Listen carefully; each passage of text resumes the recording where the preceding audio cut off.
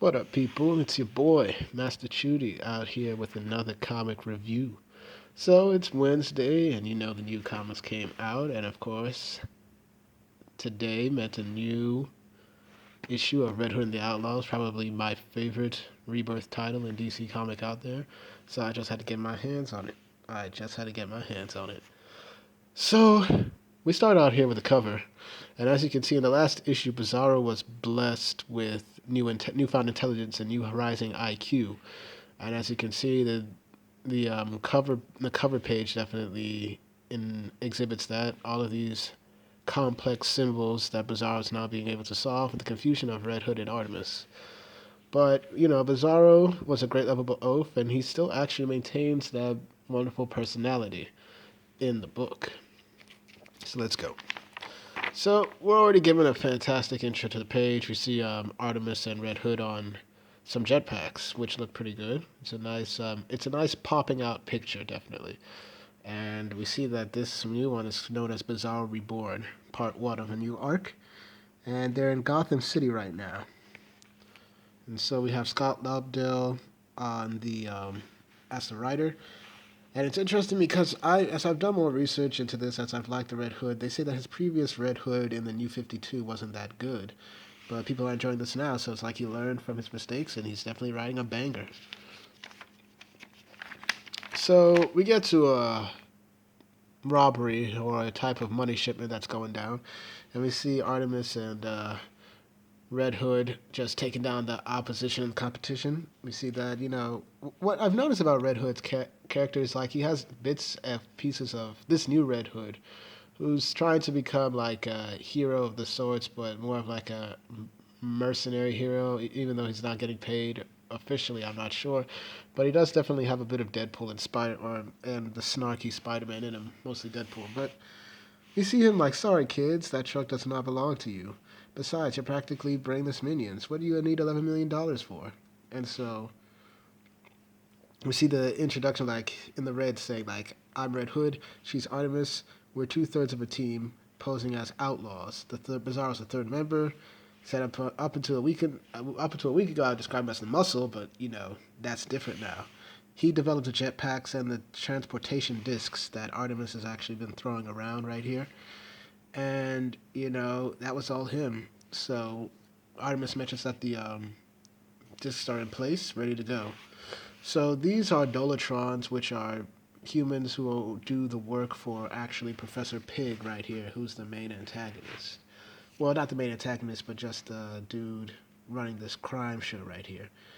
And we see that Jason's actually shooting them down, and we see Professor Pyg's like, "No, my puppets, my Dolatrons, how dare he fire at them?" And we see Artemis saying, "You've never met Red Hood." And we see Professor Pyg's like, in continuity? No. I don't know whether this is supposed to be a little snide joke about Professor Pyg's like, "Whoa, I didn't see him in the New 52, so I don't know." But that's funny, but still. We see Artemis saying, "There isn't much she won't dare." And we see Professor Pyg is like, "And your name is?" Like, "It doesn't matter. You won't be conscious enough to remember it." So we figure out that Jason believes that Professor Pyg is not a mastermind to pull this off. He doesn't know Gotham, so somebody must be helping him out. And we see that it's Penguin right here. So we see Penguin's like, "You're an odd bird. Why would you save my money from these piglets?"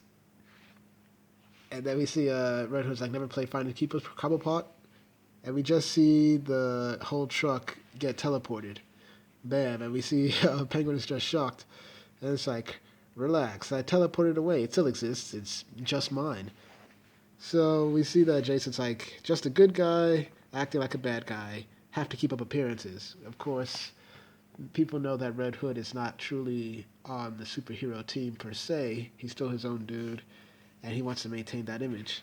So we see Penguin like, "You guys are going to pay for that," and we see Red Hood's like, "At least we'll have the money to. Am I right?" Nice.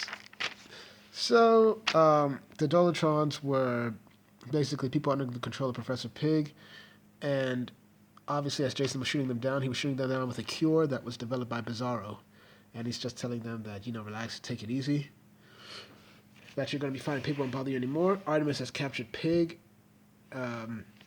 Jason just comments how great the antitoxin is, and that how fast Bizzaro came out with it. So we see that the cops come and they're not really pleased, and they start firing at them. It's like, stop or shoot. And then we see Red Hood like, you guys are already shooting, so yeah, we're not stopping. And then Artemis is like, must you antagonize everyone? So they leave, and then Bizarro's listening. As Bizarro's just listening in, it's like, I think that went well as an inaugural effort. So we have this old woman who's named Faye Gunn, Miss Gunn, basically. She was part. I think she in the series she was an antagonist that would brainwash, I guess, orphan boys to do her bidding back in the day. And Jason, before he became Robin, apparently in this story, shut it down. So she found some letters that was sent from Jason's father to him, and she kept them away from Jason so she could have better control of him. And, I'm guessing that she feels guilty and wants to give it to Jason, where Bizzaro says, look, we're doing important work here. Jason just needs to keep his eye on the ball. The past is in the past. And we see that she's like, of course, thank you, Bizzaro, and not a problem, but he is thinking about something and saying, not yet. So what could that be? Meanwhile, Artemis and Jason just land in an alleyway in Gotham, and we see that Jason is very hyped up about Bizarro's new intelligence, thinking that, we can finally do some good in this city thanks to his brawn and his newfound brain power. But Artemis is having some doubts, saying that we are him, and Jason's like, you're going to make this about ego? And she's like, Jason, last week you had an IQ of 30. Today it is 300, climbing with no end in sight. And we see that she's like, are you nervous? And she's saying she's cautious. And, even though Red Hood doesn't trust Lex Luthor, he's like, just because Lex Luthor made him smarter doesn't mean. And then we see that there's like a tractor beam taking them up. And all for them to be transported to these new headquarters. And this is like a well-drawn page right here. And we see that Bizarro's just like, it's like, I read you loud and clear, Jason. Welcome to our new headquarters. It's a labor of love that he built and everything like that. And how come they didn't see it below? And Bizzaro just explains like there's some distortion, post-gravity stabilizers, some cloaking technology that, of course, that they can't see it from up, and then nobody in Gotham City would be able to notice it because they think it's another skyscraper or a block of a city. So Bizzaro has been busy making new technology to help the Outlaws. And Artemis is like, when did you build this? And we see that, while you're out in the morning. When else would I have the opportunity to construct something so complex without distraction? And then we see that Artemis says, oh, so we're a distraction. You just see Jason just giddy, just say, oh, holy B, this is amazing. You built our own invisible Batcave over the city. It's like, just wow. It's like, we see that Bizarro's like, please don't be impressed. Yeah, allow me to give the honor of two of our new facilities. And he begins to he's about to give the tour. Artemis notices something, and he says, my apologies, Lady Artemis, I should have predicted that would be a little disconcerting. That he has a hologram that's also working the whole headquarters for them while he gives a tour. And so as they begin the tour, they start with an armory, and we see that Jason is like, I like the sound of that. So we see, this is just some good art. I believe it's just well done. We see what apparently looks like Batmobiles and tanks and bikes right here. This is a Batwing. This is pretty awesome. So we say, I humbly call this the garage, which is admittedly a bit of an understatement. So this is like every kind of awesome and a little more. So Jason is just giddy. So we just see this door right here. Then they go into the war room, which Jason's like, this is a lot of chairs, which is true. Like, there are only 3 of them. I don't know whether Bizzaro wants to expand or not, but we'll see what happens. And that's what Artemis asks. Okay, that's what I need to know. What's up with this door? Why is it in every room, and where does it lead? So Bizzaro's like, it isn't the door that is important. It's the doorway to everywhere. So this is in honor of Harley Quinn's 25th anniversary. So apparently it leads everywhere. It leads to a door. It's apparently a translocationism type of portal. Like, they're basically temporal doorways that can lead anywhere. And as you can see, this door went straight into the Batcave. And Jason's like, do you have any idea the security in the Batcave? Even Batman couldn't break in if he lost his keys. And then we see after him, so we then see him go into the Fortress of Solitude. He's like, but won't we just go back to our places? He's like, will we? This is the Fortress of Solitude. Superman's like Club of One. I was here once as a kid. And we see that Jason's like, won't we get in trouble if he finds us here? It's like, I can't imagine. I'm practically his younger brother. We might as well be family. And then we see Arm's like, family who never actually invited you over. So apparently, his hologram from the headquarters notifies him there's a crime in progress. And we figure out that there's something happening in Arkham Asylum. So we see someone escaping from the sewers, and, he's saying Bleeding Hearts, and this is Victor Zsasz. And we see that he's basically saying Bleeding Hearts thought they could keep me here, they thought they could help me, but I got all the help I needed by bribing that guard. How surprised he'll be when I take my money back and force him to watch as I slaughter his family. How many scars will that be? How many more victims will be carved into the body of Victor Zsasz? And you can see all of the scars that he has scarred into his body of all the people he's killed.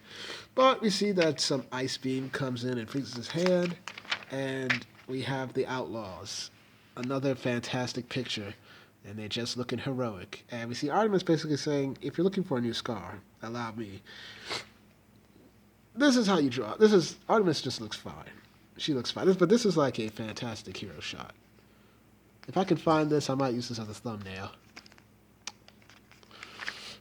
But probably not. But anyway, we see that the guard is outside waiting for Victor Zsasz to come, and Bizzaro just confronts him saying, like, we know everything, we know you passed him a key, and everything like that. And the guard is just saying that, look, my son is sick, and I got these bills to pay, and this was the only way I could, and, Bizzaro's like, don't worry, the bills will be paid, your son will get the treatment, and I'll personally be at your hearing to give you the support you need. So it's like he's basically also become more like Superman as well. And they have Victor Zsasz in custody. So back to the headquarters, we see that Bizzaro and Jason are talking, and he feels like Artemis isn't too thrilled. And Jason just explains that she's a soldier, she likes order, she hates change, but she'll come around. And then Jason thanks Bizzaro for everything. And Bizzaro tells him good night, that he'll be heading to bed soon, and as he sits down in his chair, ready to move, we see that he's talking to actually his former self, saying, this am not forever, right? And we see Bizzaro's like, yes, I know. So I don't know whether what Lex did to him split his personalities in two, where it suppressed his less intelligent side with his more intelligent side, even though they still have the same good heart. But it would seem that maybe this intelligence is not for everlasting. And then we see in the next issue the beginning of the beginning, or the beginning of the end, which is an ominous, but, Well, this was a bit entertaining. I definitely enjoyed myself with this book. Once again, the Red Hood and the Outlaws continues to hit it out of the park with good stuff. I give this another 9 out of 10. Like I said, I feel this is the best title in DC right now. I would encourage people to purchase this book. Purchase it. Support good literature in the comic book industry. We need more titles like this. We need more titles like this and more work like this. And we need to support authors and artists who put in good work.